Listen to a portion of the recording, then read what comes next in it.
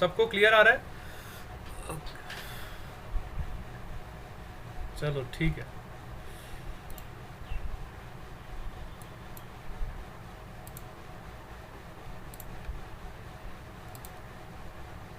चलो फिर class start करते हैं अपन।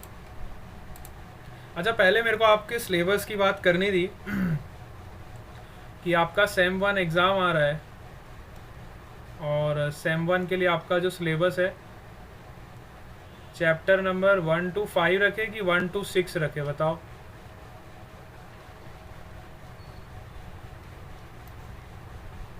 यस सेमेस्टर 1 का जो आपका एग्ज़ाम आ रहा है उसके लिए सिलेबस आपका क्या रखा जाए, 1 to 5 कि 1 to 6?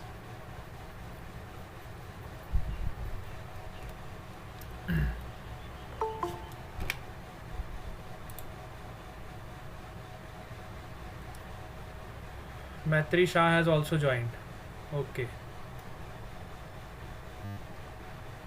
यस बेटा। सेमेस्टर 1 का जो सिलेबस है, सेमेस्टर 1 के लिए आपका सिलेबस 1 to 5 इनफ है कि 1 to 6 रख दे, बताओ। जितना आप लोग प्रिपेयर कर सकते हो। 1 to 5 विश्वा इज सेइंग 1 to 5, खुशी सिंह इज 1 to 5। बाकी सब बच्चों का क्या सजेशन है बेटा, आप लोग बता दो। मेजोरिटी जो होगा वही हम सिलेबस रख देंगे और फिर उतना ही आपका सिलेबस आएगा, ठीक है, सेम 1 के लिए। ठीक है, सभी बच्चे 1 to 5 के लिए एग्रीड है, तो 1 to 5 आपका हो गया सेमेस्टर 1 का सिलेबस, ठीक है। सिंपल सिंपल चैप्टर है। 5th चैप्टर अभी हम कर ही रहे हैं, 5th चैप्टर को और हम और अच्छे से कर लेंगे तो 5th चैप्टर के भी आपके कोई इश्यूज़ नहीं होंगे। अब 6th चैप्टर हमने एक बार स्टार्ट किया है, लेकिन हम फिर से एक बार इसको अच्छे से कर लेंगे, इसमें कोई दिक्कत नहीं है। एक बार आपका 5th चैप्टर अच्छे से पक्का हो जाएगा, फिर हम 6th चैप्टर पे स्विच कर जाएंगे, ठीक है। अभी वॉइस कटिंग हो रहा है फिर से, थोड़ा करेंगे बट अच्छे से करेंगे। हाँ ऐसा करो, वही मेरा भी कहने का मतलब यही है कि चैप्टर का सिलेबस भले ही हम कम कर दें, 5 ही चैप्टर रखते हैं, लेकिन उसको हम बहुत अच्छे से इफेक्टिवली तैयार करें, ठीक है, ताकि आपको भी ऐसा लगे हाँ हमने कुछ प्रिपरेशन अच्छे से करी है, सही ढंग से हमने प्रिपरेशन करी है, ठीक है। चलो, तो 1 to 5 सबको याद रखना है, वाह बार बार अब मैं नहीं बताऊंगा। चैप्टर नंबर 1 to 5 आपका डन हो गया, सेमेस्टर 1 का सिलेबस रहेगा, ठीक है। सेमेस्टर 1 का आपका सिलेबस रहेगा। थोड़ा बहुत मैं हल्का फुल्का आपको पैटर्न से रिलेटेड भी बता देता हूँ, किस तरह का पैटर्न रहेगा आपका, ताकि आपको कोई भी कन्फ्यूज़न ना हो तैयारी में, ठीक है। हल्का फुल्का आपको पैटर्न भी बता देता हूँ।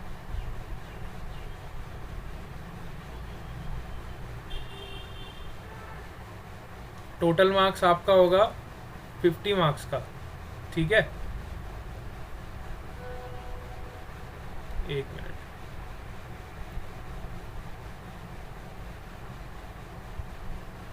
फिफ्टी मार्क्स का आपका जो टोटल होगा, अभी तक जो मेरे पास इंफॉर्मेशन आई है उसके रिगार्डिंग आपको बता रहा हूँ, ठीक है। डिलीटेड पोर्शन अभी तक मैंने आपको बोला था देख लेना एक बार, फिर भी किसी ने देखा नहीं।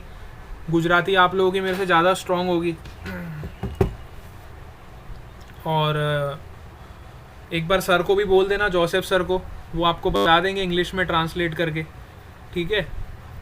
गुजराती में मेरे को भी थोड़ी दिक्कत आ रही थी, मैंने बोला तो था उनको, अब देखो वो कब ट्रांसलेट होके आता है, उस हिसाब से आपको डिलीटेड पोर्शन पता चल जाएगा, ठीक है। इंग्लिश वाला अभी तक ट्रांसलेशन आया नहीं है मेरे पास, फिर भी मैं आज एक बार कोशिश करूँगा, आज कल मैं आपको अवेलेबल करवा दूँगा, ठीक है, डिलीटेड पोर्शन वाला आपका जो भी है, ठीक है। इसके अलावा जो बात कर रहा था मैं सिलेबस के रिगार्डिंग, तो अभी तक जो इन्फॉर्मेशन है उसके रिगार्डिंग आपका जो टोटल मार्क्स का पेपर होगा 50 मार्क्स का होगा, सेमेस्टर का जो पेपर है, और 50 मार्क्स में आपके 1 मार्क क्वेश्चंस भी होंगे, 2 मार्क्स क्वेश्चन भी होंगे, 3 मार्क्स क्वेश्चन भी होंगे और 4 मार्क क्वेश्चन भी होंगे, ठीक है। इस तरह से आपका पेपर डिज़ाइन करेंगे 50 मार्क्स का, जिसमें आपके चैप्टर्स कवर होंगे, chapter number 1 to 5। On an average पकड़ लो तो 10 मार्क पर चैप्टर हो गया, लेकिन ऐसा ज़रूरी नहीं है 10 मार्क का ही एक चैप्टर से आएगा, हो सकता है फर्स्ट चैप्टर में से थोड़ा कम आ जाए, सेकेंड में से थोड़ा ज़्यादा आ जाए, वो फ्लक्चुएट आपका करेगा। एवरेज आप ले सकते हो 10 मार्क्स पर चैप्टर, 50 मार्क्स का आपका पेपर हो। ठीक है, यहाँ तक सबको क्लियर हुआ? 50 मार्क्स का पेपर होना है और 5 चैप्टर आने हैं। ठीक है, 5 चैप्टर्स आने हैं, 50 मार्क्स का आपका पेपर होना। तो ये 5 चैप्टर सब अच्छे से तैयार करके रखेंगे। पहले ही आपको बता रहा हूँ, आपकी एग्ज़ाम जब मर्जी आए, मुझे नहीं पता, अभी आपकी डेट आई नहीं ऑफिशियली, तो जो भी डेट आएगी हमें पहले से ही प्रिपेयर रहना है और इतना सिलेबस हमें करके रखना है, chapter number 1 to chapter number 5। चलो, इसके अलावा कोई डाउट है तो बताओ। इंग्लिश वाला मैं आपको अवेलेबल करा दूंगा 1-2 दिन में, एक बार मैं बात कर लेता हूँ तो आपको अवेलेबल हो जाए। डिलीटेड पोर्शन भी आपको अवेलेबल करवा दूंगा। अच्छा, उसके अलावा कोई दिक्कत है तो बताओ, नहीं तो फिर हम अपना चैप्टर आगे कंटिन्यू करते हैं, न्यूटन्स लॉ ऑफ मोशन। ठीक है, all of you clear up to this point?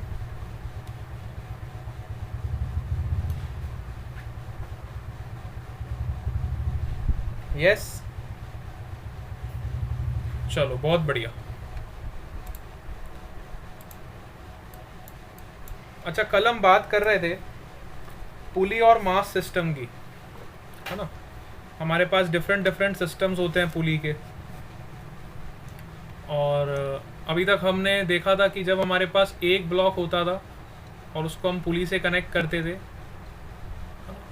One block system and pulley system, ये हम ऑलरेडी डिस्कस कर चुके थे। अब इसमें तो मेरे ख्याल से किसी को दिक्कत नहीं आती है। जब एक ब्लॉक लगा हुआ है और पुली पे लगा हुआ है तो आप इजीली इसको सॉल्व कर सकते हो। एक ब्लॉक लगाऊं चाहे 2 ब्लॉक लगाऊं पुली पे, ठीक है। इस टाइप वाले क्वेश्चंस में किसी को दिक्कत नहीं आती। यहाँ पे सबका एफबीडी बन जाता है ना, ये वाले टाइप्स में सबका एफबीडी बन जाता है। डिफरेंट टाइप्स आज आपको मैं बता रहा हूँ जो हम डिस्कस कर चुके हैं, ठीक है। ये वाले टाइप्स में हमें कोई दिक्कत नहीं, बिल्कुल सही बात है। इसके अलावा हमने देखा कि जब कोई मास हमें दिया हुआ है, कोई ब्लॉक हमें दिया हुआ है और उस पर हमने कुछ फोर्स लगाया, है ना, और वो फोर्स अगर टाइम का फंक्शन है ना, जैसे कि फोर्स का वैल्यू आपको सपोज करो गिवन है 2t² + 5, ठीक है।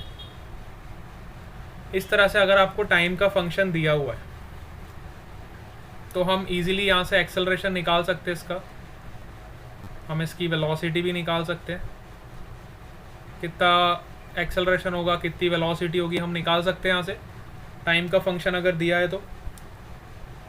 ये वाली वैरायटी भी सबको क्लियर है बेटा? देखो, ये वाली वैरायटी में हम क्या करते थे, सपोज करो हमें मास दिया रहता था 5 kg, तो हम फोर्स को लिखते थे m इंटू एक्सेलरेशन को लिखते थे dv/dt, ठीक है, which is equal to 2t² + 5। अब हमें वेलोसिटी निकालनी है, एक्सेलरेशन निकालना है, दोनों हम निकाल सकते हैं किसी भी टाइम t पे। अगर आपको पूछा हो 1 सेकेंड पे पूछा हो, 2 सेकेंड पे पूछा हो, 3 सेकेंड पे पूछा हो, तो simply you can integrate this and find the velocity, also you can find the acceleration. कहने का मतलब है ये वाला वैरायटी हम लोग पढ़ चुके हैं। ये वाले वैरायटी में किसी को दिक्कत है तो बताओ। ये वाला वैरायटी सबको पता चला? जब फोर्स आपका टाइम का फंक्शन दिया रहता था तो आपको एक्सेलरेशन निकालना हो, वेलोसिटी निकालना हो, तो आप इजीली निकाल सकते हो, है ना बेटा? अरे येस और नो तो बोलते जाओ ताकि मुझे पता चलते जाए ना हम कितनी वैरायटीज डिस्कस कर चुके अभी तक, है ना। इसके अलावा हमने ये वाली वैरायटी भी कवर करी थी जहाँ पे हमारे पास डिफरेंट ब्लॉक्स होते थे और हम ब्लॉक को इस तरह से कनेक्ट करते थे। एक ब्लॉक के साथ दूसरा ब्लॉक कनेक्टेड है, दूसरे ब्लॉक के साथ तीसरा ब्लॉक कनेक्टेड है, n नंबर ऑफ हमारे सिस्टम होते थे, ठीक है। इस तरह का जब हम कनेक्शन करते थे तो यहाँ पे सपोज ये मास आपका m1 है, ये मास आपका m2 है, ये मास आपका m3 है। यहाँ पे आपने एक फोर्स लगा दिया F, तो यहाँ पे टेंशन अलग अलग क्रिएट होगी, आपको पता ही है। इस पे कुछ टेंशन होगी, इस पे कुछ टेंशन होगी, तो डिफरेंट वैल्यूज़ हम निकाल सकते हैं यहाँ पे, है ना। इस टाइप के सिस्टम को भी हम डिस्कस कर चुके थे, किस तरह से हमें इस टाइप के सिस्टम को डील करना है। सबसे पहले हमें फ्री बॉडी डायग्राम बनाने हैं, इस सिस्टम का एफ बनाओगे, इसका एफ बनाओगे, इसका एफ बनाओगे, यहाँ से आपको इक्वेशंस मिलेगी, फिर उसको हम सॉल्व करेंगे। ठीक है, ये वाला पार्ट भी सबको क्लियर हो गया। ये हम प्रॉब्लम सॉल्व कर चुके ऑलरेडी, है ना। मैं आपको खाली बता रहा हूँ कि इस तरह के क्वेश्चंस हम ऑलरेडी डील कर चुके, ताकि आपके दिमाग में आ जाए हाँ भैया ठीक है, ये वेराइटीज़ हम डिस्कस कर चुके हैं, है ना। और जिस भी वेराइटी में आपको फिर से दिक्कत आती है तो आप मुझे वहीं पे स्टॉप करोगे, हम वहीं से कंटिन्यू कर लेंगे। ठीक है, चलो। इसके अलावा हमने क्या पढ़ा था, जहाँ पे भी आपको दिक्कत आए, जो वैरायटी में क्लैरिटी नहीं है, तो वहाँ पे आप मेरे को बोल दो सर ये वाला फिर से एक बार प्लीज़ रिपीट कर दो, तो फिर से एक बार रिपीट कर देंगे, उसमें कोई दिक्कत नहीं। ठीक है, अच्छा। इसके अलावा हमने वेज वाले प्रॉब्लम्स देखे, जहाँ पे हमारे पास एक वेज होता था और उस वेज पे कोई मास लगा रहता था, है ना, और उस मास को हम पुली से कनेक्ट कर देते थे। ठीक है, वेज वाले प्रॉब्लम्स भी हम देख चुके हैं। ठीक है, सपोज करो मास m1 है, ये मास आपका m2 है, थीटा आपको दिया रहता था 30 degree 60 degree what ever it is. अच्छा, ये वाले क्वेश्चंस में भी सबसे एफ बन जाता है। अब इसको एफ बनाना हो तो हम ड्रॉ कर सकते हैं, इसका एफ बनाना हो तो भी हम ड्रॉ कर सकते हैं। हमें इसमें टेंशन निकालना हो तो हम टेंशन भी निकाल सकते हैं, हमें एक्सेलरेशन निकालना हो एक्सेलरेशन भी निकाल सकते हैं, हमें यहाँ पे नॉर्मल रिएक्शन निकालना हो हम नॉर्मल रिएक्शन भी निकाल सकते हैं। ठीक है, हमें नेट फोर्स निकालना है इस पुली पे कितना लग रहा है तो वो भी निकाल सकते हैं। ठीक है, इस तरह के क्वेश्चंस हम डिस्कस कर चुके हैं। यहाँ तक किसी कोई दिक्कत? यस बेटा, यहाँ तक सबको क्लियर है? Very good. वेज वाला फिर से बताऊं? हाँ, ये वेज वाले में दिक्कत है, मतलब चलो वेज वाला देखो एक बार फिर से रिपीट कर देते हैं। वेज वाले में कैसे करना होता है, देखो ये हमारा वेज है। अब अच्छे से इसको देख लेते हैं, आपने बोला है रिपीट करना है तो एक बार बढ़िया से देख लो इसको, उसमें कोई दिक्कत नहीं। वेज वाले क्वेश्चंस का यही फंडा रहता है, सबसे पहले आपको एफ बनाना आना चाहिए। ठीक है, ये हमारा वेज है, हमें एंगल दिया रहता है इसका। सपोज करो एंगल हमें दे दिया, कुछ भी ले लो एंगल, 30 डिग्री ले लो, और यहाँ पे एक पुली कनेक्टेड है आपका, और यहाँ से आपका एक ब्लॉक कनेक्टेड है। इस ब्लॉक का मास है सपोज करो 2 kg, और यहाँ से एक ब्लॉक कनेक्टेड है, इसका मास है सपोज करो 5 kg। ठीक है, इस तरह के जब हमें प्रॉब्लम्स मिलते हैं तो हम उसको कैसे डील करें, है ना। तो सबसे पहले आप एफ ड्रॉ कर लो इसका। तो पहले देखो कि ये वाले ब्लॉक पे कांटेक्ट कहाँ कहाँ पे हो रहा है। तो एक तो इस पॉइंट पे कांटेक्ट हो रहा है इस ब्लॉक का, दूसरा ये सरफेस पे कांटेक्ट हो रहा है, इस ब्लॉक का ये वाली सरफेस पे कांटेक्ट हो रहा है। तो सबसे पहले इसको सिस्टम मान के हम एफ बनाएंगे। तो ये आपका 2 kg का ब्लॉक है। ठीक है, इस पे फोर्स कौन कौन से लग रहे हैं देखो, एक इसका पॉइंट ऑफ कांटेक्ट यहाँ पे, तो यहाँ पे एक टेंशन फोर्स लगेगा। एक इसका पॉइंट कांटेक्ट सरफेस यहाँ पे, तो यहाँ पे एक कांटेक्ट फोर्स लगेगा, नॉर्मल रिएक्शन। दूसरा इसका मास है, तो mg को कैसे भूल सकते हैं हम, mg फोर्स तो हमें शो करना ही करना है, तो वो 2g के बराबर होगा। इसके अलावा इस पे कौन सा फोर्स लग रहा है, बस, और कोई फोर्सेस इस पे नहीं लग रहे। तो मैंने आपको सबसे पहले चीज़ जो बताई है, एक वर्टिकल एक्सिस ऐसे ड्रॉ कर लो, एक हॉरिजॉन्टल एक्सिस इस तरह से ड्रॉ कर लो। ठीक है, अब मेन काम आपका एंगल का होता है। एंगल कैसे देखना है, वो बच्चों को दिक्कत आती है एंगल देखने में।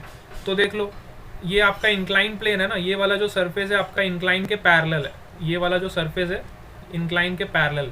तो अगर ये एंगल 30 है, तो यहाँ पे भी जब आप हॉरिजॉन्टल ड्रॉ करोगे तो ये एंगल आपको 30 डिग्री मिलेगा। ठीक है, अब ये एंगल अगर आपका 30 है और ये एंगल आपका 90 डिग्री है, तो ये एंगल आपका 60 हो जाए। इफ दिस एंगल इज 60, तो ये वाला एंगल आपका 30 डिग्री हो जाए।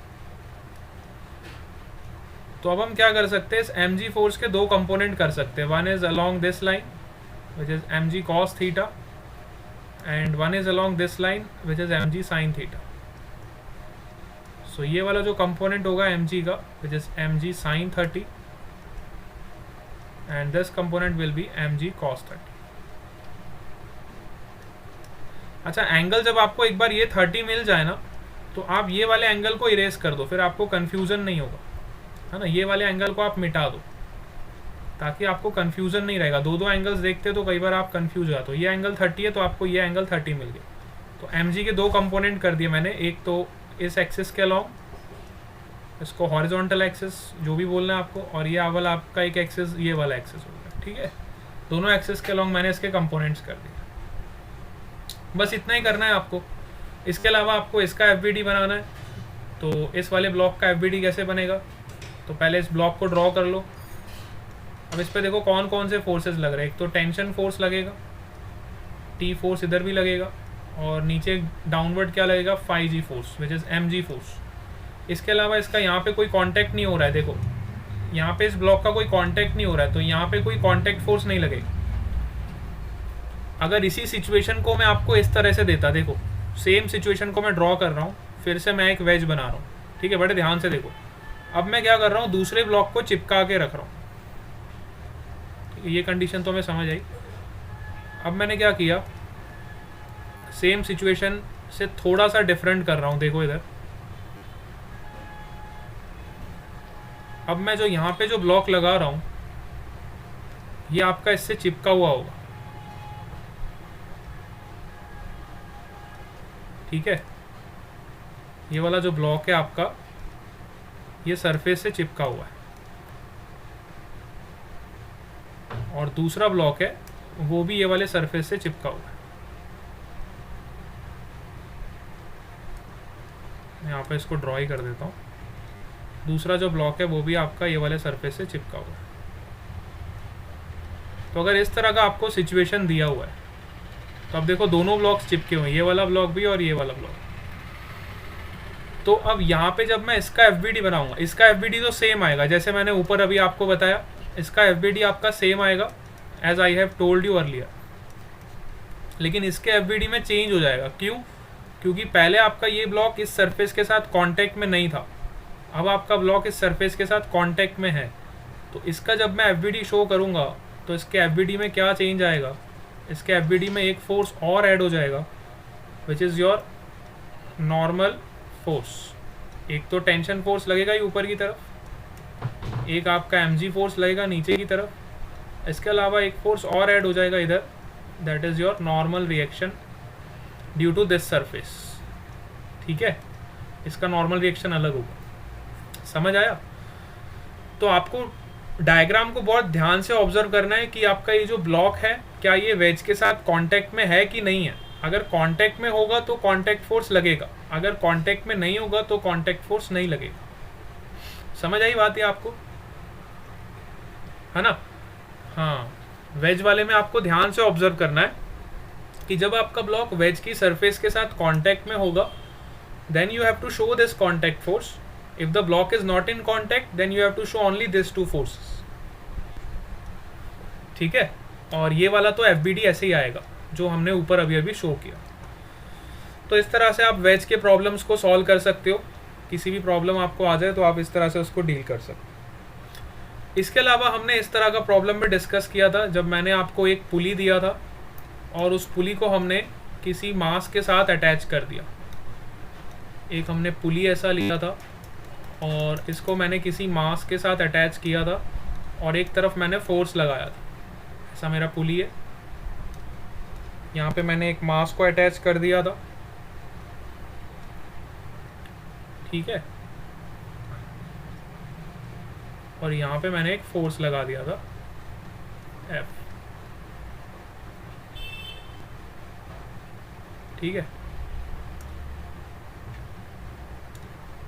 इस तरह की वैरायटीज़ में हमने डिस्कस कर ली थी। सपोज करो यहाँ पे मैंने 100 न्यूटन का फोर्स लगाया और मैंने आपको बोला बेटा बताओ ज़रा कि इसका मास कितना होगा कि आपका सिस्टम इक्विलिब्रियम में रहेगा। अगर 100 न्यूटन का मैंने फोर्स लगाया तो इसका मास कितना होगा कि आपका सिस्टम इक्विलिब्रियम में रहेगा। तो इस तरह के प्रॉब्लम्स के लिए हम क्या करते थे, देखो ये स्ट्रिंग पे जो टेंशन लगेगा वो 100 न्यूटन के बराबर ही लगेगा। और ये पूरी स्ट्रिंग देखो एक ही है, ये पूरी स्ट्रिंग आपकी एक ही है जो पुली के ऊपर लगी हुई है। अगर यहाँ पे आपने 100 न्यूटन लगाया तो यहाँ भी 100 लगेगा और यहाँ भी आपका 100 लगेगा। तो जब आप इस ब्लॉक का FBD ड्रॉ करोगे और सिस्टम को आपको रेस्ट में रखना है तो 100 न्यूटन का फोर्स है वो mg के बराबर हो जाएगा और g से g आपका कैंसिल हो जाएगा, तो मास आपको मिल जाएगा 10 kg। इस तरह के छोटे छोटे प्रॉब्लम्स भी हमने डिस्कस कर लिए थे जहाँ पे आपको इस तरह का सिंपल सिस्टम दिया रहता है। ठीक है, थोड़े टेक्स्ट बुक के क्वेश्चंस भी हम देखते हैं। सबके पास टेक्स्ट बुक है NCERT का? आज सोच रहा हूँ NCERT के थोड़े क्वेश्चंस आपको करवा देता हूँ। चलो सब लोग NCERT क्वेश्चन खोलो, NCERT के थोड़े क्वेश्चन सॉल्व करवाता हूँ। सब लोग NCERT ओपन करेंगे।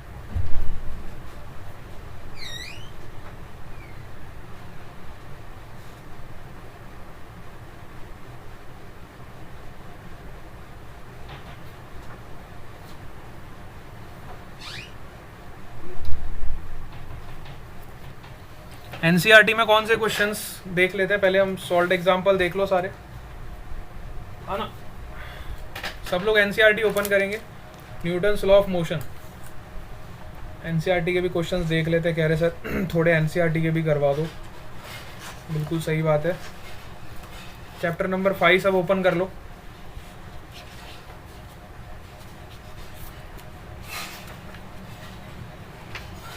देखो एग्जाम्पल नंबर 5.1 सबने सॉल्व कर लिया था। 5.1 देखो, 5.1 5.1 से सारे देख लो। NCERT में कौन से वाले कराऊं, एग्जाम्पल्स कराऊं कि अनसॉल्व वाले करवाऊं? सॉल्व एग्जाम्पल्स कराऊं कि अनसॉल्व वाले करवाऊं? एक्सरसाइज वाले, ओके। NCERT के एक्सरसाइज क्वेश्चंस, चलो आ जाओ एक्सरसाइज पे आ जाओ। Question number 1, NCERT exercise question number 1 से स्टार्ट करें या फिर कोई स्पेसिफिक डाउट है आपके तो बता दो। बहुत टाइम से हमने डाउट सेशन भी नहीं लिया, हो सकता है आपके डाउट्स भी इकट्ठे हो गए हों। चलो एक बार फर्स्ट क्वेश्चन से हम स्टार्ट करते हैं ना, सीक्वेंस में चलते हैं फिर। ठीक है बेटा, सीक्वेंस में ही चले ना फिर अपन, या कोई स्पेसिफिक क्वेश्चन है तो बता दो, नहीं तो हम सीक्वेंस में चालू करते हैं। क्वेश्चन नंबर 1 से NCERT सारे कर लेंगे, 23 तक सारे करा दूँ। एडिशनल करनी है तो एडिशनल एक्सरसाइज भी कर लेंगे। ठीक है,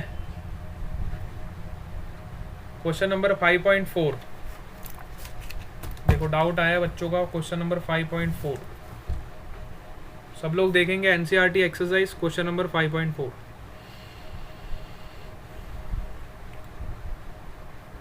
One end of the string L is connected to a particle of mass m। चलो NCERT एक्सरसाइज क्वेश्चन नंबर 5.4। अच्छा देखो, क्वेश्चन रीड करते पहले। One end of the string L is connected to a particle of mass m and the other to a small peg on a smooth horizontal table। ठीक है, if the particle moves with a circle with a speed v, the net force on the particle towards the center, centre के towards हमें force निकालना है। देखो बहुत बढ़िया सा क्वेश्चन है ये। आपके पास ऐसा एक टेबल है, हॉरिजॉन्टल टेबल है, और टेबल पे हमने क्या किया, एक स्ट्रिंग ली जिसका एक हैंड हमने यहाँ पे ऐसे पैग पे कनेक्ट कर दिया, this is the small peg, and another end is tied to a mass m। ये मास m को हमने दूसरा एंड टाई कर दिया। ठीक है, on a smooth horizontal table, if the particle moves in a circle with a speed v। अब ये जो पार्टिकल है आपका जिसका मास m है, ये सर्कल में मूव कर रहा है इस तरह से। ठीक है, और इसकी स्पीड हमें दी हुई है v। इस तरह से पार्टिकल आपका मूव कर रहा है, ठीक है, सर्कुलर मोशन कर रहा है। तो अब ये पार्टिकल आपका स्ट्रिंग से लगा हुआ है, देखो स्ट्रिंग से, तो हमें इस मास का एफ बनाना है। तो इस मास का एफ बनाना है, तो आप ऑब्जर्वर हो, आपको मैं इस बॉल के अंदर बिठा दूंगा, ठीक है। इस सिचुएशन को ऐसा एनालाइज करो कि आप बॉल के अंदर बैठे हुए हो। तो जब आप बॉल के अंदर बैठोगे, यहाँ पे छोटे से आप बैठ गए अंदर, ठीक है, तो आपको एक फोर्स बाहर की तरफ लगेगा, that is known as your centrifugal force. जब आप ऑब्जर्वर अंदर बैठे हो तो आपको एक फोर्स बाहर की तरफ फील होगा, विच इज सेंट्रीफ्यूगल फोर्स, और इसका मैग्नीट्यूड होगा mv²/L, क्योंकि लेंथ इसकी L है, रेडियस के बराबर। You can feel this force which is mv²/L, ठीक है। इसके अलावा क्योंकि ये बॉब जो है मास का स्ट्रिंग से कनेक्टेड है, तो इस पर एक टेंशन फोर्स लगेगा अंदर की तरफ, तो ये दोनों फोर्स एक दूसरे को बैलेंस करेंगे, ठीक है। दोनों फोर्स एक दूसरे को बैलेंस करेंगे। तो ये जो अंदर की तरफ फोर्स लग रहा है, इसी को हम सेंट्रीफ्यूगल फोर्स भी बोलते हैं। इसका वैल्यू किसके बराबर हो जाएगा, mv²/r। r मतलब radius of the circle is L, so you can write mv²/L। समझ आया बेटा? यस, क्वेश्चन समझ आया एनसीईआरटी का 5.4। अच्छा क्वेश्चन है।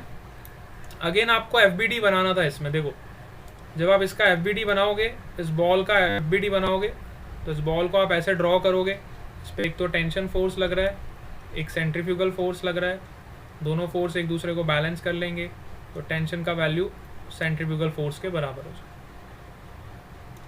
Clear? All of you clear this point?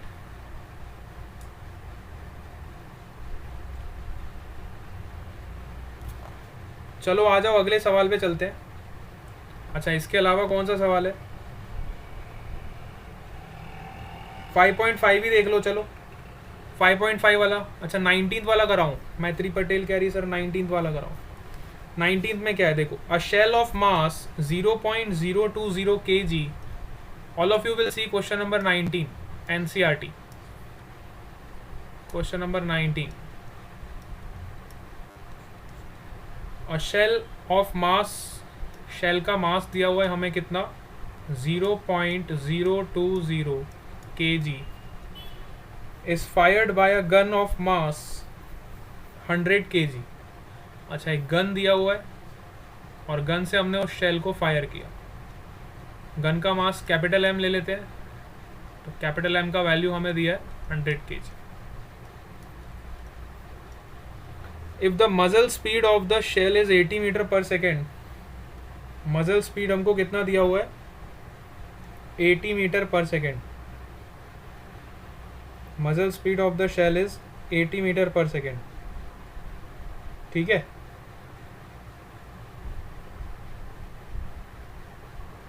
तो शेल का स्पीड आपको दिया है 80 मीटर पर सेकेंड, तो वो भी लिख दो। Muzzle speed of the shell is 80 metre पर सेकेंड। शेल मतलब शेल का वेलोसिटी आपको दे दी। What is the recoil speed of the gun? तो गन का रिकॉइल स्पीड कितना होगा, इसको हम कैपिटल V ले लेते हैं और मजल स्पीड को स्मॉल v ले लेते हैं, ठीक है। तो सिंपल आपको यहाँ पे देखो, यहाँ पे कोई एक्सटर्नल फोर्स नहीं लग रहा सिस्टम पे। हमारा सिस्टम क्या है, ये हमारा शेल है जो इस गन से निकला है, हमने फायर किया है।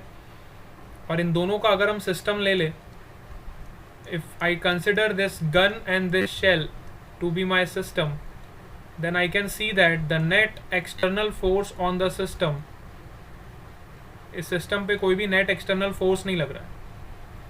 बाहर से मैं इस पे कोई फोर्स नहीं लगा रहा हूँ, इस पूरे सिस्टम पे बाहर से कोई फोर्स नहीं लग रहा है।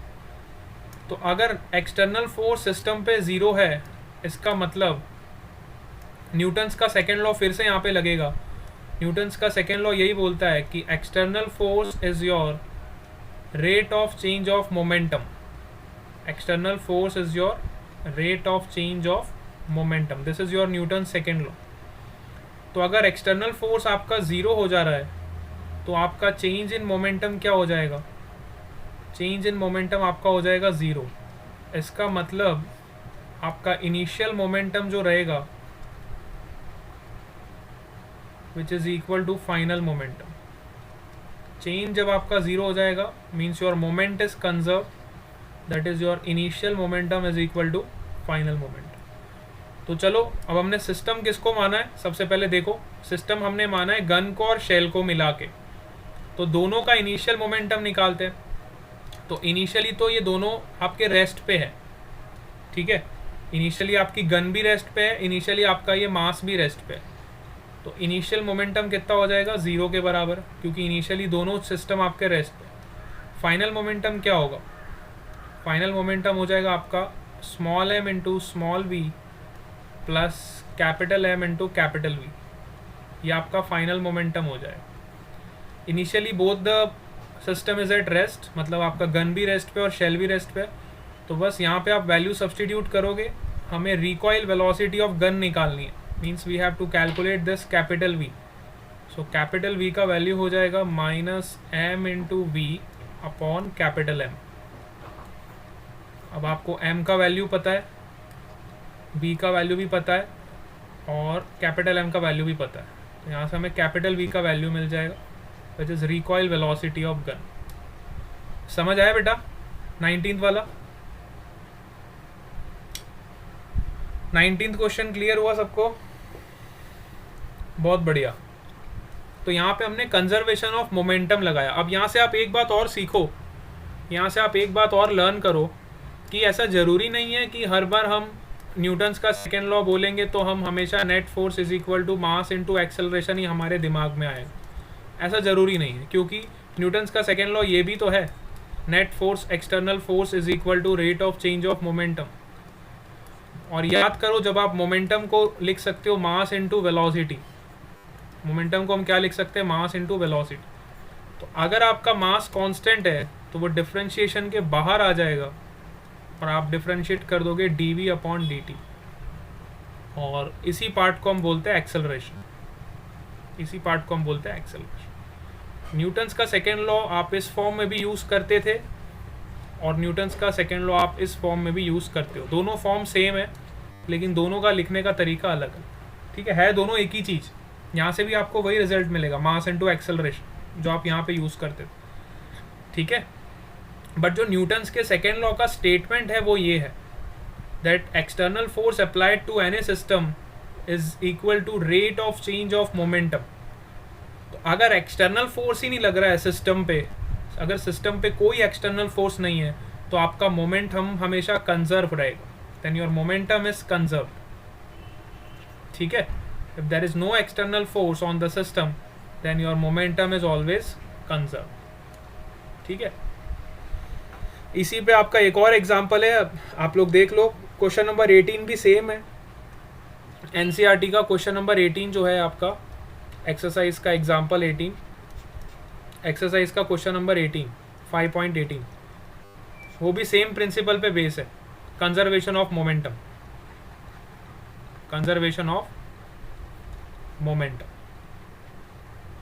It is also based on the same principle, that is your conservation of momentum, ठीक है। अच्छा, पूजा पटेल बोल रही है सर 20 वाला कराओ। हाँ 20 वाला भी करते चलो, सी क्वेश्चन नंबर 20 और इसके बाद 11 और 12 भी करवाऊँ। चलो पहले हम क्वेश्चन नंबर 20 करेंगे।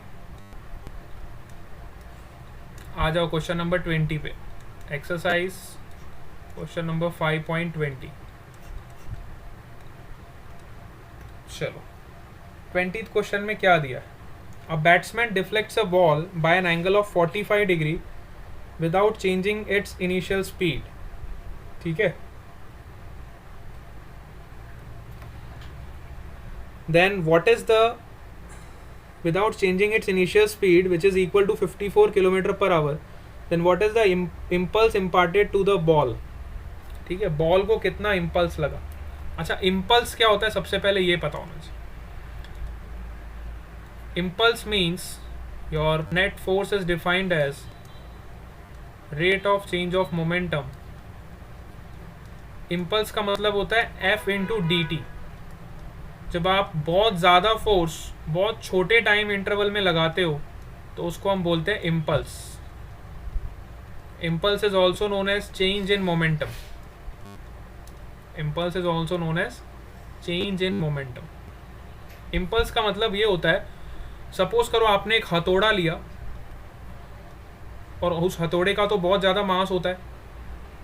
सपोज करो आपने एक 200 किलो का हथौड़ा लिया, ठीक है, तो इस पे जो वेट होगा कितना होगा, 200 इंटू 10, 2000 न्यूटन का फोर्स लगाएगा। ये हथौड़ा जो है कितने न्यूटन का फोर्स लगाएगा, 2000 न्यूटन का। अब यहाँ पे आपने एक चीज़ रखी, सपोज करो कोई मेटेलिक ब्लॉक रखा और इस ब्लॉक पे आपने जोर से हथौड़ा मारा। With in a fraction of time, let's say you have taken approximately 0.2 seconds और यू कैन से 0.5 सेकेंड्स।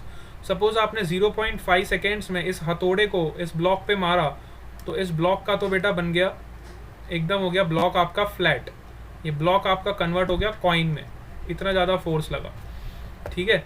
तो इस फोर्स को हम बोलते हैं impulse. When you apply the large amount of force in a short interval of time, then this is known as your impulse, and impulse is equal to change in momentum। तो इस question में आपको impulse calculate करना है, मतलब आपको change in momentum निकालना है। That means final momentum minus initial momentum, that you need to calculate in this question.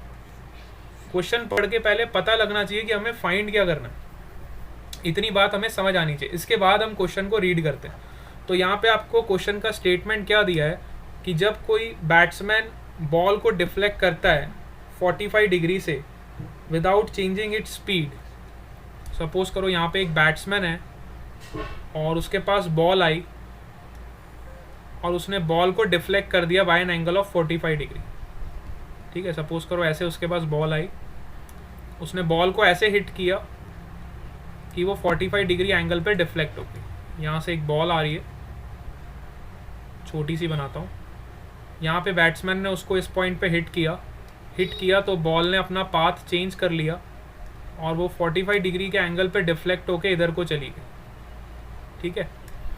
तो बॉल का इनिशियल पोजीशन क्या था, ये जब बैट्समैन ने उसको हिट किया तो उसका पोजीशन था बी, और जब वो फाइनली किधर चली गई, सी पॉइंट, ठीक है।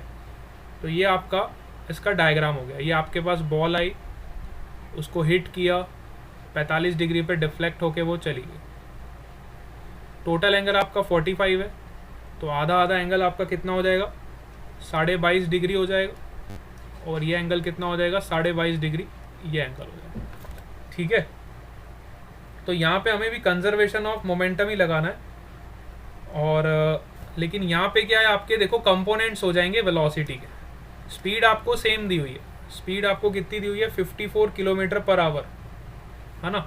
तो 54 को आप मीटर पर सेकेंड में चेंज कर लोगे, कितना हो जाएगा ये, इंटू 5/18, तो ये हो जाएगा 18 3 यू कैन से 15 मीटर्स पर सेकेंड। तो बिना स्पीड का चेंज हुए ये बॉल आपकी 15 मीटर पर सेकेंड से इधर को आई और टकराने के बाद फिर से 15 मीटर पर सेकेंड से चली गई, ठीक है। तो अगर आप ध्यान से देखो तो इस वेलोसिटी के दो कंपोनेंट्स हो जाएंगे। एक कंपोनेंट आपका इस एक्सिस के अलॉन्ग होगा,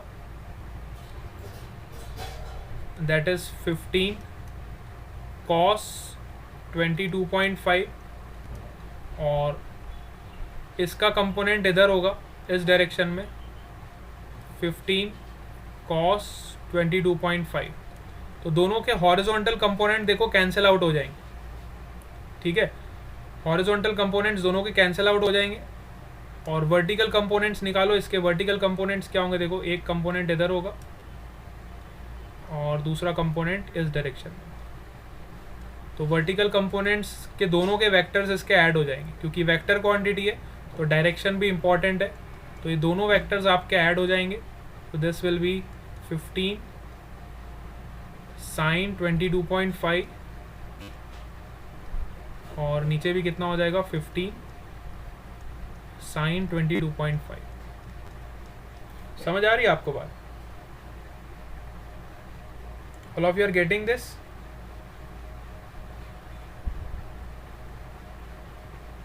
है ना, ये पॉइंट सबको समझ आ गया? हाँ, बहुत बढ़िया।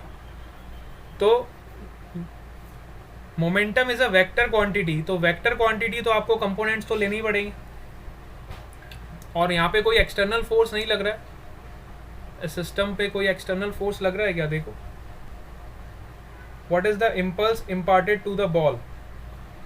तो बॉल पे बैट्समैन जब हिट करता है तो वो बहुत ज़्यादा फोर्स लगाता है और बहुत कम टाइम के लिए वो फोर्स लगाता है, उसी को हम बोलते हैं इम्पल्स।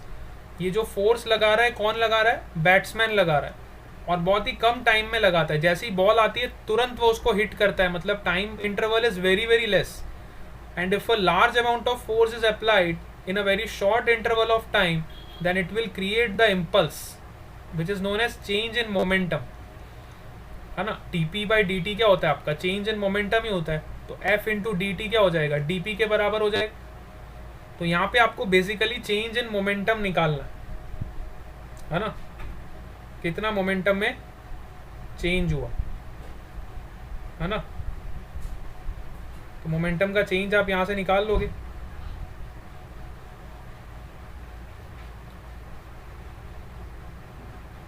अच्छा, यहाँ पे ये इशू आया होगा आपके साथ। देखो, मोमेंटम का चेंज निकालना है, ऐसे मत करो।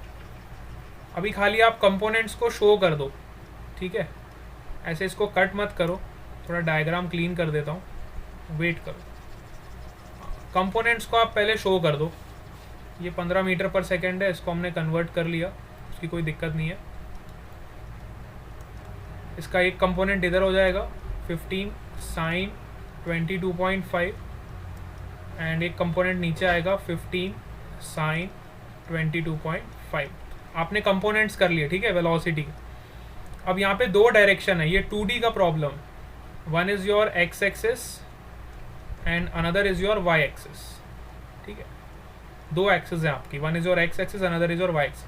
तो आपको दोनों एक्सिस में मोमेंटम का कंजर्वेशन लगाना है ना। तो पहले एक्स एक्सिस पे लगाओगे। एक्स एक्सिस पे what is your final momentum?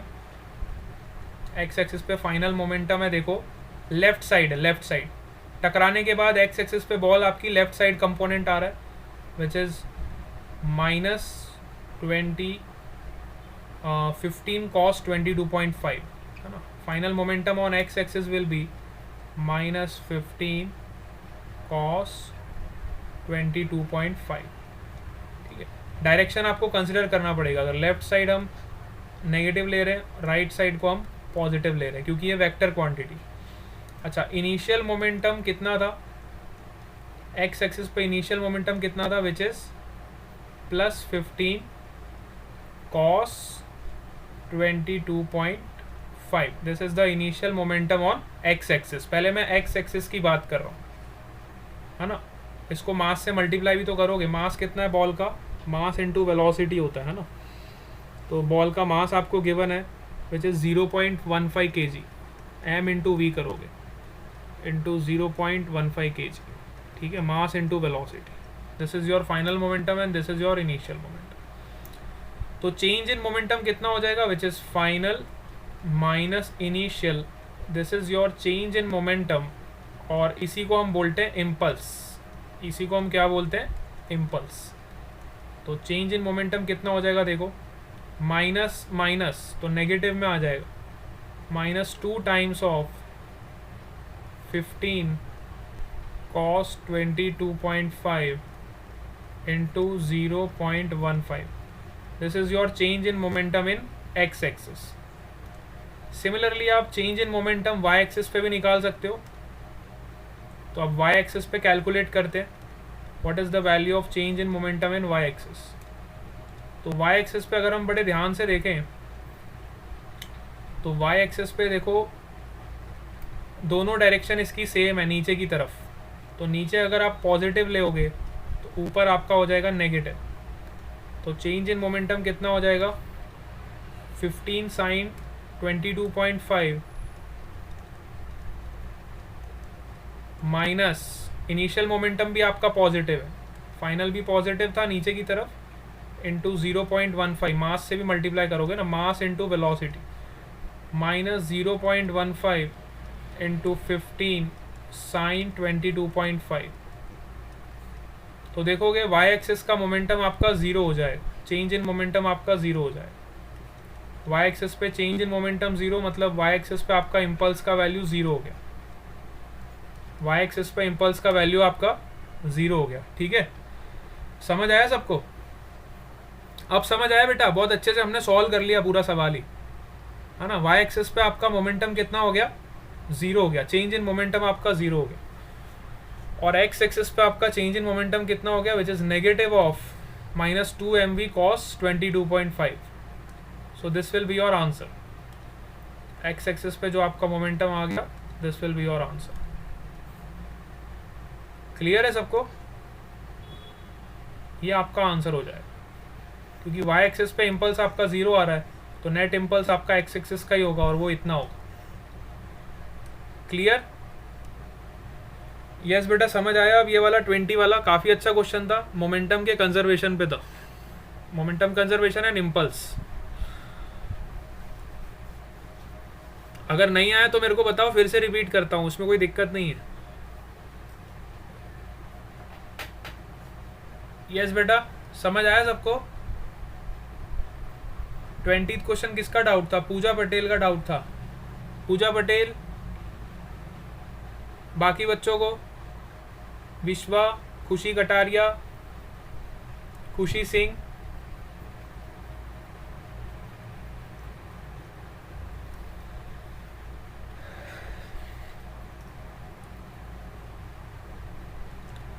चलो ठीक है। अब आ जाओ क्वेश्चन नंबर 11 पे। 11th वाले क्वेश्चन में क्या है? क्वेश्चन नंबर 11 और 12 भी करा देता हूँ। हाँ, एक ट्रक है, देखो, आ जाओ question number 11, 5.11। A truck starts from rest and accelerate with an acceleration of 2 meter per second square, and at t equal to 10 second a stone is dropped by a person standing on the top of a truck। एक truck है, यहाँ पे एक person खड़ा हुआ है, ठीक है। तो ट्रक तो यूनिफॉर्म एक्सेलरेशन के साथ आगे बढ़ रहा है। अब पर्सन ने क्या किया? एक स्टोन को यहाँ पे ड्रॉप किया, ठीक है। ये ट्रक आपका चल रहा है और इस ट्रक से इसने एक स्टोन को ड्रॉप किया, ठीक है। Drop by a person standing on the top of a truck which is 6 metre high from the ground. अच्छा, इसकी हाइट भी दी हुई है, मतलब किस हाइट पे? 6 मीटर के ऊपर है, ठीक है। 6 metre height is also given. Then what are the velocity and acceleration of the stone at t equal to 11 second. तो जैसे ही हमने स्टोन को ड्रॉप किया तो 11 सेकेंड के बाद, सॉरी 11 सेकेंड पे इस स्टोन का वेलोसिटी कितना होगा और स्टोन का एक्सेलरेशन कितना होगा?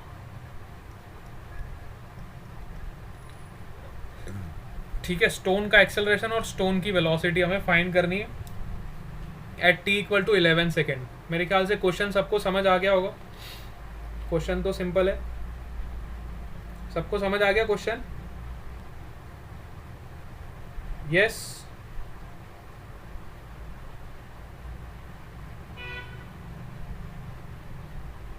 चलो,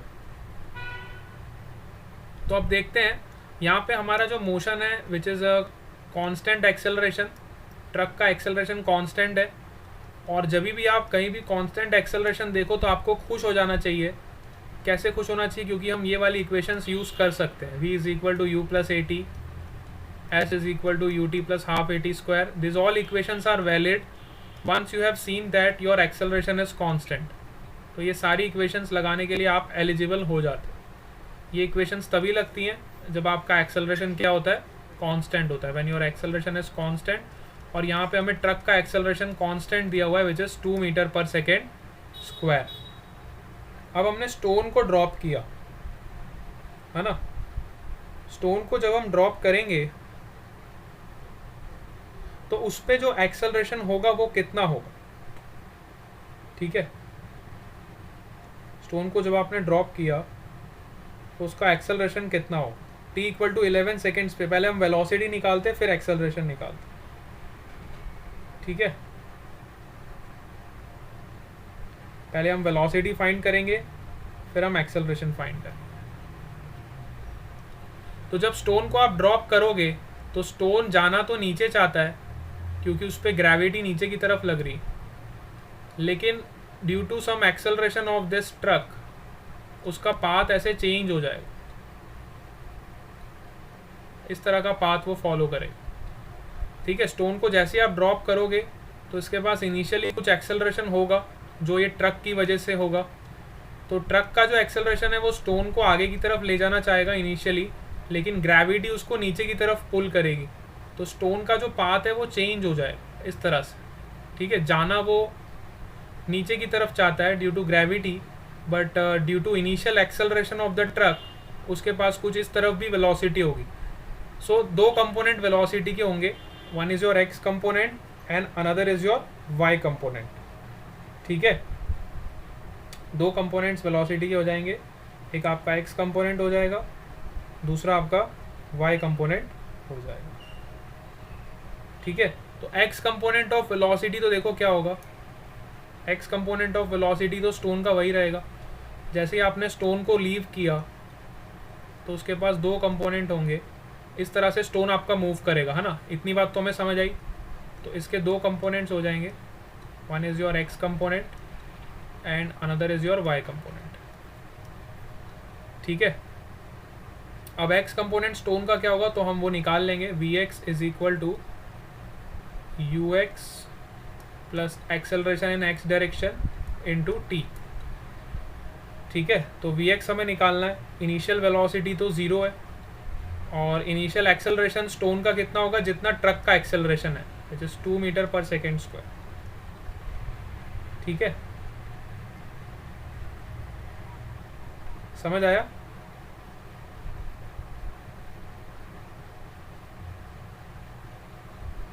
तो t इक्वल टू 10 सेकेंड पे हमने स्टोन को ड्रॉप किया, ये भी कंडीशन आप देख लो, t इक्वल टू 10 सेकेंड पे आपने स्टोन को ड्रॉप किया और 11 सेकेंड पे हमें उसकी वेलोसिटी निकालनी है। ठीक है, क्वेश्चन को एक बार फिर से मैं रिफाइन कर रहा हूँ, देखो 11 सेकेंड पे हमें वेलोसिटी निकालनी है, लेकिन हमने ड्रॉप कब किया स्टोन को 10 सेकेंड पे, ये भी क्वेश्चन में गिवन। 10 सेकेंड में आपने स्टोन को ड्रॉप किया और 11 सेकेंड पे हमें उसकी वेलोसिटी निकालनी है। ठीक है, तो पहले हम निकाल रहे हैं कि 10 सेकेंड पे उस स्टोन का फाइनल वेलोसिटी कितना होगा।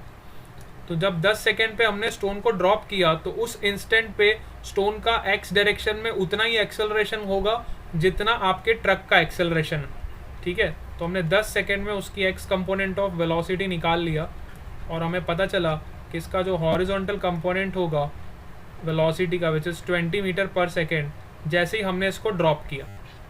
ठीक है, जैसे ही हमने इसको ड्रॉप किया 10 सेकेंड्स पे हमने इसको ड्रॉप किया। ठीक है, ये बात सबको समझ आई। 10 सेकेंड पे हमने पत्थर को फेंका और 11वें सेकेंड पे हमें पूछा गया कि उसकी वेलोसिटी और उसका एक्सेलरेशन कितना होगा। तो जिस सेकेंड पे हमने उस पत्थर को ड्रॉप किया तो उस सेकेंड पे हमने पहले उसका एक्स कंपोनेंट ऑफ वेलोसिटी निकाल दिया। ठीक है, इतनी बात सबको समझ आ गई। तो हमें एक्स कंपोनेंट ऑफ वेलोसिटी पता चल गया। अब वाई कंपोनेंट कैसे निकालेंगे हम वेलोसिटी। ठीक है, एक्स कंपोनेंट में किसी कोई दिक्कत नहीं। हाँ, तो अब वाई कंपोनेंट निकालते हैं। तो वाई कंपोनेंट क्या होगा, देखो अब वाई कंपोनेंट में तो इसमें जो एक्सेलरेशन होगा वो ग्रेविटी की वजह से लगेगा। जैसे ही आपने स्टोन को एक बार छोड़ दिया फिर उसको ग्रेविटी अपनी तरफ खींचने लगेगी। ठीक है, तो वाई डायरेक्शन में जो उसका एक्सेलरेशन होगा, मतलब वाई डायरेक्शन में जो वेलोसिटी होगी, तो again you have to apply the same equation, v y is equal to u y plus a y into t, है ना। V y is equal to u y plus a y into t. ठीक है, यहां तक सबको समझ आया। तो वर्टिकल कंपोनेंट हमें वेलोसिटी का निकालना है और हमें टाइम का इंटरवल कितना दिया हुआ है। ये वर्टिकल कंपोनेंट जो वेलोसिटी का होगा ये खाली उतने टाइम तक एक्ट करेगा। कितने टाइम तक एक्ट करेगा, 1 सेकेंड तक एक्ट करेगा। क्यों 1 सेकेंड तक एक्ट करेगा, क्योंकि हमने 10 सेकेंड पे तो स्टोन को ड्रॉप किया। अब फिर से उस सिचुएशन को देखो, 10 सेकेंड पे हमने पत्थर को फेंका और 11वें सेकेंड पे हमें पूछा गया, तो बीच में टाइम इंटरवल का गैप कितना हुआ, 1 सेकेंड का। तो 1 सेकेंड तक इस पे ग्रेविटी का इफेक्ट रहेगा। 1 सेकेंड तक इस पे किसका इफेक्ट रहेगा, ग्रेविटी का इफेक्ट रहेगा। मतलब 1 सेकेंड के लिए आपका जो स्टोन होगा वो पूरा का पूरा ग्रेविटी के इन्फ्लुएंस में रहेगा। तो उस 1 सेकेंड के लिए हम निकाल लेते हैं कि उसका y कंपोनेंट ऑफ वेलोसिटी कितना हो जाएगा। तो उसका y कंपोनेंट ऑफ वेलोसिटी हो जाएगा which is equal to initial component. Initial y direction में कोई वेलोसिटी दी है हमें?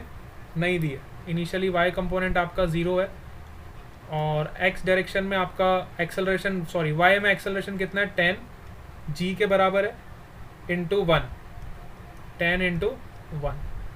तो 1 सेकेंड के लिए आपका y कंपोनेंट कितना हो जाएगा? 10 मीटर पर सेकेंड। तो हमें x कंपोनेंट भी पता चल गया और y कंपोनेंट भी पता चल गया, तो मुझे वेलोसिटी मिल सकती है। अब मैं यहाँ पे देखो कौन सा लॉ लगाऊंगा, आई विल अप्लाई और लॉ ऑफ पैरेललोग्राम। ये हमारा vx कंपोनेंट है which is equal to 20 metre पर सेकेंड और vy कंपोनेंट हमें कितना मिला है which is equal to 10 metre पर सेकेंड। एंड दोनों वेक्टर्स का रिजल्टेंट निकालने के लिए I will apply the parallelogram law of vector addition, है ना। दोनों को ऐड कर दोगे आप तो यहाँ से आपको v नेट मिल जाएगा। इसका मैग्नीट्यूड कितना मिल जाएगा? Under root of 20 square plus 10 square, ठीक है। तो ये कितना हो जाएगा? अप्रॉक्सीमेटली अंडर रूट ऑफ 500 हो जाएगा, अंडर रूट ऑफ 500 मीटर पर second. This will be your answer. समझ आया सबको कैसे हमने वेलोसिटी निकाला? अंडर रूट ऑफ 500 मीटर पर सेकेंड। यस बेटा, अब इसमें कोई डाउट है तो बताओ। ये वाला पॉइंट सबको क्लियर हुआ? अंडर रूट ऑफ 500 मीटर पर second is your velocity. Resultant velocity हमने निकाल दिया ना, रूट 500 मीटर पर सेकेंड। चलो अब आपको क्या पूछा गया? एक्सेलरेशन। एक्सेलरेशन भी आप निकाल सकते हो। एक्सेलरेशन पूछा है क्या इन्होंने? एक्सेलरेशन तो सेम ही रहेगा ना। हाँ, एक्सेलरेशन तो आपका लगेगा जैसे ही आप उस ब्लॉक स्टोन को फेंक दोगे, तो जब स्टोन का फ्री फॉल होगा तो उस पर एक्सेलरेशन कितना लगेगा? g के बराबर लगेगा विच इज 10 मीटर पर सेकेंड स्क्वायर, ठीक है। जैसे ही आपने स्टोन को ड्रॉप कर दिया तो स्टोन का फ्री फॉल होने लगेगा और उस सेकेंड पे उस पर एक्सेलरेशन कितना लगेगा? 10 मीटर पर सेकेंड। लेकिन ये 2 मीटर पर सेकेंड स्क्वायर तब तक लगेगा, इस बात को आपको ध्यान रखना है, जब तक स्टोन आपके पास कांटेक्ट में है, ठीक है। जब तक आपके पास स्टोन कांटेक्ट में है तब तक इसका एक्सेलरेशन होगा 2 मीटर पर सेकेंड इन x डायरेक्शन। जैसे ही आप स्टोन को फेंक दोगे तो उस सेकेंड पे, 1 सेकेंड के बाद फिर उसके पास ये वाला एक्सेलरेशन नहीं रह जाएगा, फिर उसके पास खाली ग्रेविटी वाला एक्सेलरेशन रह जाएगा, ठीक है। चलो इतनी बात अगर आप समझते हो तो ये वाला पार्ट हमारा कंप्लीट हो गया, ठीक है। अब आ जाओ क्वेश्चन नंबर 12 पे। 11th वाला हो गया, 12th वाला भी देख लो, क्योंकि बोला था सर 12th वाला ही बता दो। टाइम है क्या आप लोगों के पास कि अभी अगली क्लास है आपकी? अगर एक्स्ट्रा टाइम है तो हम 12th वाला भी डिस्कस कर लेते हैं। जल्दी से बताओ, अभी आपके पास एक्स्ट्रा टाइम है थोड़ा? कल करेंगे? अच्छा, विश्वा कह रही कल करेंगे, क्यों ज़्यादा बोर हो गए क्या? मैत्री पटेल कह रही है अब है टाइम, विश्वा कह रही है नहीं सर। चलो बाकी बच्चों का क्या विचार है? हाँ, नीट की क्लास है, ठीक है, कोई बात नहीं, कल की क्लास में डिस्कस कर लेंगे। और भी एनसीईआरटी के जितने क्वेश्चंस हैं वो सब आप ले आना, कल हम इस चैप्टर को पूरा तरीके से कंप्लीट कर ही देंगे, कोशिश यही करेंगे। अभी फ्रिक्शन की भी थोड़ी आपको प्रैक्टिस करवाऊंगा, फ्रिक्शन के क्वेश्चंस अभी ज़्यादा हमने नहीं किए, फ्रिक्शन वाले भी क्वेश्चंस आपको प्रैक्टिस करवाऊंगा अभी, ठीक है। फ्रिक्शन वाले क्वेश्चन और मोमेंटम वाले क्वेश्चंस भी और ज़्यादा प्रैक्टिस करेंगे, है ना। अभी जब तक आपका एग्ज़ाम नहीं आता तब तक सोच रहा हूँ न्यूटन्स लॉ ऑफ मोशन को हम जितना पक्का कर सकते हैं उतना पक्का कर लेते, ताकि इसमें कोई भी पॉइंट ऐसा ना रह जाए जो आपका कवर ना हुआ, ठीक है। चलो आज क्लास को यहीं पे एंड करते हैं। ओके बेटा, bye bye to all of you.